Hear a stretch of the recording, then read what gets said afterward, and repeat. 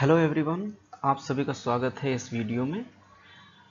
इस वीडियो में हम बात करेंगे एक्सेल की कुछ ऐसी बेसिक कीज़ और फंक्शन के बारे में और देखेंगे कि एक्सेल में डेटा एंटर कैसे होता है और सेल, कॉलम, रोज क्या होती हैं।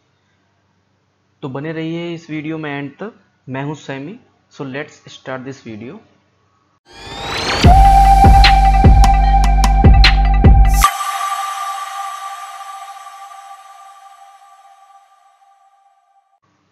सबसे पहले हम एक वर्कबुक बना लेते हैं।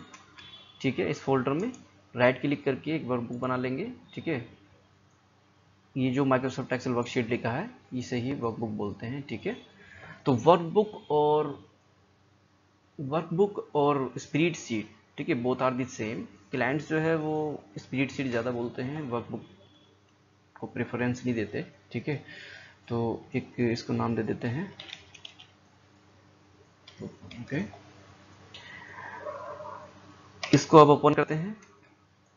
ठीक है, ये शीट ओपन हो गई है। ठीक है ना, तो जब आप एक्सेल देखते होगे तो आपको कुछ इस तरह का ही व्यू दिखता होगा उसके अंदर। ठीक है, कि एक्सेल के अंदर ये सब ऐसे ब्लैंक रोज और कॉलम्स हैं। ठीक है, सेल्स हैं।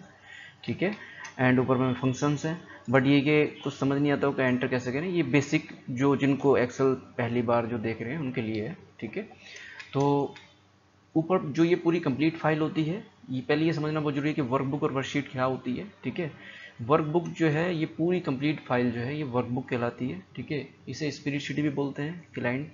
ठीक है, जैसे मैंने बताया।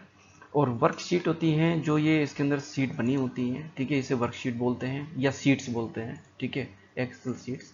ओके, तो इसको हम जो ये प्लस का निशान दिया हुआ है इससे हम जो है इसको जितनी भी सीट हमें चाहिए ये हम बना सकते हैं इसके अंदर।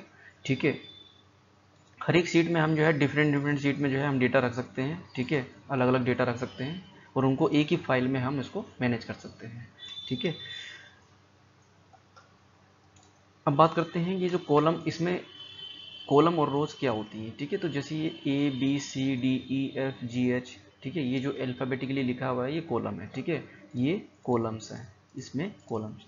और ये जो 1 2 3 4 5 6 7 8 ये सब लिखा है, ये जो लिखा है ये रो है। ठीक है,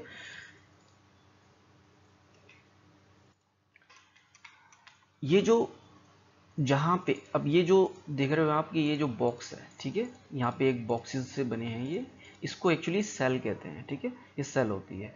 तो ये जो कॉलम है और ये जो रो है ये जहाँ पे मिलते हैं, ठीक है, सपोज यहाँ पे हम हैं, ये कॉलम हो गया और ये रो हो गई, ये जहाँ मिल रहे हैं वहाँ पे इसको सेल बोला जाता है। ठीक है, और इस सेल का एक पर्टिकुलर एक एड्रेस होता है। ठीक है, इस सेल का जैसे ये एच कॉलम है। ठीक है, तो कॉलम जो होता है वो वर्टिकली होता है। ठीक है, और रो जो है वो हॉरिजेंटली होती है। ठीक है, ये ध्यान रखें कि हॉरिजेंटली और वर्टिकली क्या होता है। ठीक है, वर्टिकली जो होता है वो कॉलम होता है और वर्टिकली कॉलम होता है और हॉरिजेंटल रो होती है। ठीक है, इसके बाद ये जो सेल है, इस सेल के अंदर सॉरी इस सेल का एक एड्रेस होता है। ठीक है, इस एड्रेस का ये एड्रेस कैसे डिफाइन होता है, जैसे एच कॉलम है। ठीक है, तो इस सेल का जो एड्रेस होगा वो एच, और ये कौन सी रो है, थर्ड रो। ठीक है, तो इस सेल का जो एक्चुअली एड्रेस होगा वो H3 होगा। वो एड्रेस कहाँ दिखेगा आपको, वो एड्रेस आपको यहाँ पे दिखेगा, ये देख रहे हो आप, इस जगह पे आपको एड्रेस दिखेगा। ये एड्रेस एक्चुअली जो होता है वो फंक्शन में काम आता है। जब हम एक्सेल फॉर्मूला वगैरह लगाते हैं तो उसमें हमें काफ़ी हेल्पफुल होता है एक्सेल के एड्रेस, सेल के एड्रेस को जानना। ठीक है, इसके अकॉर्डिंगली ही हम काम करते हैं फंक्शंस के अंदर जब हम फॉर्मूला लगाते हैं। ठीक है, वो बेसिकली जो अब आगे जो वीडियो बनेंगी, ठीक है, जो भी फॉर्मूला से रिलेटेड वीडियोस आएंगी उनमें आपको ज़्यादा बेटर समझ में आएगा कि एड्रेस जो है कहाँ पे हेल्पफुल है। ठीक है, बट आप अभी फिलहाल ये समझ लो कि एक्सेल में इस सेल का भी एक पर्टिकुलर एक एड्रेस होता है, हर एक सेल का एक पर्टिकुलर एड्रेस होता है। ठीक है, अब हम बात करते हैं इसमें डेटा एंट्री की, कि डेटा एंटर इसमें कैसे होता है। ठीक है, एक्सेल में तो ये सेल जो है इसमें अगर हमें डेटा एंटर करना है, ठीक है, तो इसके दो तरीके होते हैं। एक तो F2 करके भी हम कर सकते हैं। ठीक है, डबल क्लिक भी कर सकते हैं।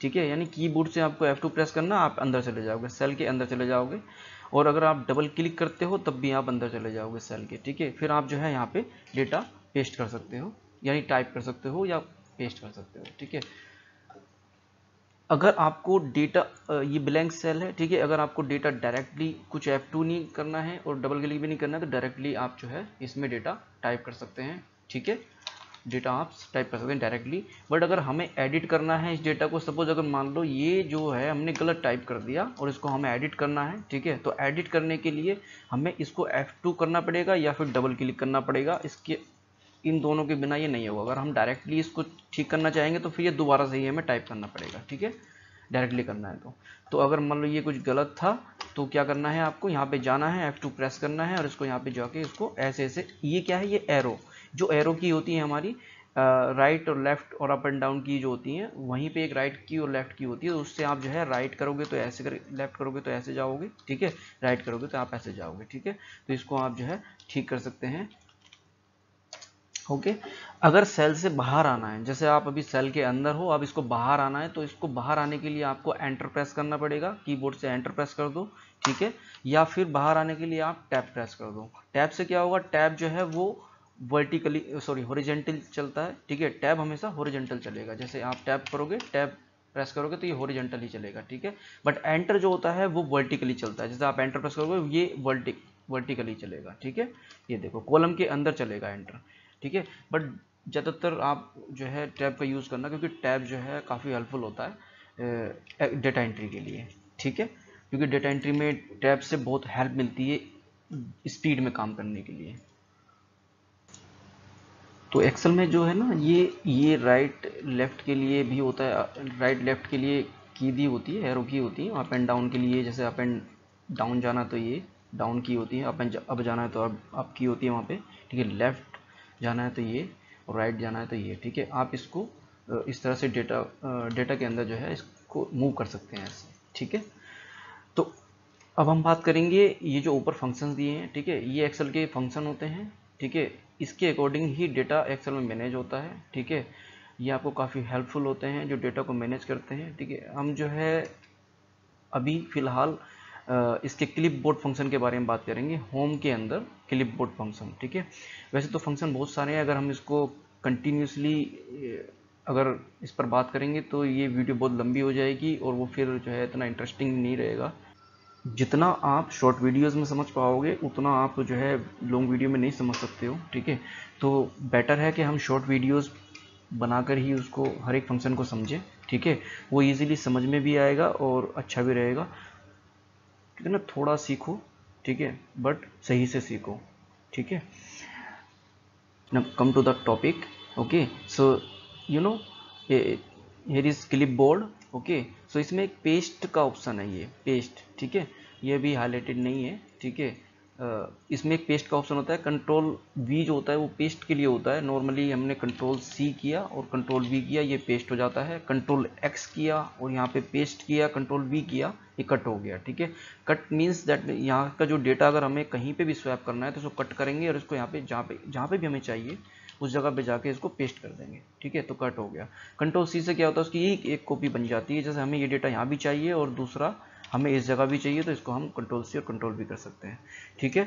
तो यहाँ पे जो ये फंक्शन आप देख रहे हो ये पेस्ट का फंक्शन, ये पेस्ट एक्चुअली जो होता है ये दो तरह का होता है, नॉर्मल पेस्ट होता है और एक पेस्ट स्पेशल होता है, ठीक है। पेस्ट स्पेशल के लिए जो अगर की होती है वो ऑल्ट ES होती है, ठीक है, ये पुरानी वर्जन की जो की है वो ऑल्ट ES है, ठीक है। एक और अब जो की होती है वो कंट्रोल ऑल्ट V होती है, ठीक है। ये जो पेस्ट स्पेशल होता है इसमें काफ़ी सारे फंक्शंस होते हैं, ठीक है, यूसी formula, values, format, comment, so इसके बारे में मैं एक वीडियो बनाऊंगा कंप्लीट इस पेस्ट स्पेशल के लिए, जिससे कि आपको काफ़ी हेल्पफुल होगा ये समझने में, ठीक है। तो इसको अभी क्लोज कर देते हैं, अभी नॉर्मल वाला पेस्ट ही समझ लेते हैं इसको, ठीक है, कि यहाँ से कॉपी किया, ठीक है, और इसको पेस्ट कर दिया तो ये नॉर्मल पेस्ट हो गया, ठीक है। ये पेस्ट फंक्शन इसी तरह से काम करता है। देन कट मैंने आपको बताया कि जैसे यहाँ से कट किया, अगर हमें ये डेटा यहाँ पे चाहिए तो यहाँ पे हम इसको पेस्ट कर देंगे, पेस्ट कैसे होता है, कंट्रोल V से, ठीक है, तो पेस्ट कर दिया हमने इसको तो पेस्ट हो गया। नाउ कॉपी के लिए मैंने आपको बताया कंट्रोल C किया हमने, ये डेटा हमें यहाँ भी चाहिए तो यहाँ पे हम इसको कंट्रोल V कर देंगे, ठीक है। फॉर्मेट पेंटर ये जो है ये थोड़ा सा एक अच्छा फंक्शन होता है जो हमें काम आता है, ठीक है। इसमें क्या है ना, इसमें जैसे हमने इसको अभी इटैलिक कर दिया, ठीक है, अंडरलाइन भी कर दिया और इसको कलर भी कर दिया हमने, ठीक है, सपोज एनी कलर, ये कलर भी कर दिया। अब हमने यहाँ पे कोई डेटा लिख रखा है, ठीक है, हमने कोई यहाँ पे डेटा लिखा है। अब हमें ये चाहिए कि ये जो हमने फॉर्मेटिंग दी है बिल्कुल एग्जैक्टली इटैलिक और अंडरलाइन और फॉर्मेटिंग जो इसको दिया है हमने, वो एग्जैक्टली इसको भी हो जाए, ठीक है, इस पर भी हो जाए वो अप्लाई, ठीक है। तो उसके लिए करना होता है, उसके लिए सिंपली आपको यहाँ पे क्लिक करना है, इसकी फॉर्मेटिंग चाहिए ना हमारे को, तो इस पर क्लिक करना है, देन फॉर्मेट पेंटर पे क्लिक करना है, और इसको करने के बाद इसको कहीं भी जाके क्लिक नहीं कर देना है, ठीक है। आपको जहाँ पे चाहिए वहाँ पे जाके इसको क्लिक कर दो, वो बिल्कुल वैसा ही हो जाएगा जैसा आपको चाहिए था, यानी वो दोनों के दोनों एक जैसे ही हो जाएंगे, ठीक है। तो ये एक एज ए क्लोन काम करता है, ठीक है। तो ये फॉर्मेट पेंटर का काम होता है। आज हमने होम के अंदर क्लिपबोर्ड फंक्शन को सीखा, ठीक है। तो आज के लिए बस इतना ही। मैं आशा करता हूँ कि आपको वीडियो पसंद आई होगी। वीडियो को लाइक करें, चैनल को सब्सक्राइब कर लें, और अगर आपकी कुछ क्वेरी हैं एक्सेल से रिलेटेड, ठीक है, तो बेसिक क्वेरी हैं जो आपको समझ नहीं आती है, जो समझ सॉल्व नहीं हो रही है आपसे, ठीक है, तो वो आप जो है कमेंट में मेंशन कर सकते हैं। मैं अपनी आने वाली वीडियोस में उन क्वेरीज को सॉल्व करने की कोशिश करूँगा, ठीक है। तो मिलते हैं नेक्स्ट वीडियो में। Thank you for watching this video. जय हिंद।